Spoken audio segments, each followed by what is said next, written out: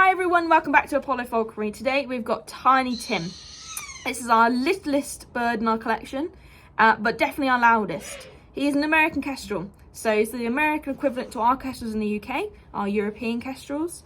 You can see he's got the very striking plumage compared to ours though. So he's got very blue silver head and the blue silver on the wing there as well. And that's one thing that actually tells you that he's a male. The female's a bit more boring. It's a bit like with pheasants. The males have to stand up, the males have to get the female's attention. So he's got these lovely colours just to stand out a bit more. He's actually portraying one of the key features to kestrels. So kestrels are known for their hovering and when they're hunting.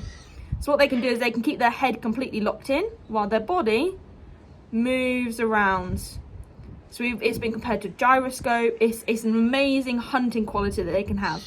They can keep that while their body just sort of floats and glides around the wind. There he is. Fantastic. He's keeping an eye on the birds because it's near his tea time. He's watching everyone. You can see he's also a bit puffed up. So the puffed up, it doesn't mean anything. Not only is he quite content, but it also means he's a bit cold. So all he's trying to do is get the nice warm air under his feathers and keep nice and toasty. Because he's only 100 grams, it is a little bit of a worry. So he's the smallest. Whenever it gets really cold in the weather, he comes straight home with us. And because he was imprinted at home, he doesn't mind coming to sit home with us. He likes to sit and watch the TV, go on laptops, sit with the dogs a little bit. He's still getting used to our little youngest one. Not sure how that's going to react. But you can see he is very tiny. And because he's so tiny, he's got, you can't quite see it, but he's got tiny feet. So even though he is this size, most of his diet would be small grasshoppers, insects, worms would be really good for him. He can be run after them. But it can also go after small birds and actually sometimes lizards as well. Very odd, I know, but because he's classed as a microfalcon, he has quite a bit of speed with him. So he has got little features very similar to like when I explained about Percy. So he's got the malar stripes under his eyes, and if you look very closely at his nostril, you can see he's got like a little indent. And that's something that he has. Even though you won't be able to reach maximum speeds like a peregrine can, he can still go quite fast. Now I've been trying my absolute hardest to get him to hover. I really have. But the problem is he is my mum's favourite. So he can get away with murder and he knows it. He has found it's much easier just doing little hops and jumps about rather than having to put in a lot of effort. But we will get there. We will. You can see he is watching everyone. Another great feature about these guys, you can see on him as well, he's got the stripes under his tail.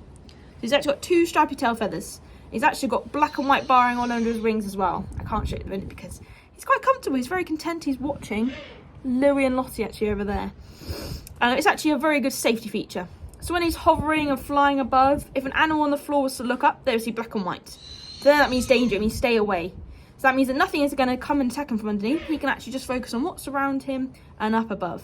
And you can see he is really paying attention. Because he's so tiny, he has to be naturally curious and cautious of things.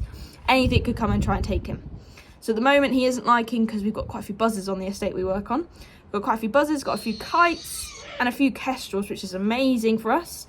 Not so great for him. He is a little bit worried by them. At that time he screams. It's a warning call. He's telling me that something is happening. He views me as a mother, so he will be telling me what is happening and what he doesn't like.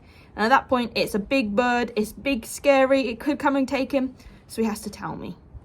But you can see he's being very nosy. He's a lovely little chap though. But as I said, he does feature in quite a lot of our experiences. He is very often in our bird of prey. We like to include him in our hawk walks as well, because after seeing the big hawks, sometimes it's nice to see a lovely little cute little thing. But he's great with kids because obviously he's so tiny. So if you want to see more of him, go on our Facebook and Instagram pages. You can actually adopt him at the moment. You are still available for adoption. At that point, you get a nice little adoption pack. So you also get the chance to meet him at some point in the year if you would like to. Otherwise, I hope you enjoyed the video. Please subscribe to see some more. Comment down below what else you want to see. If you want to see some other birds, if you want to see a day in the life, just let me know. Thank you. Bye.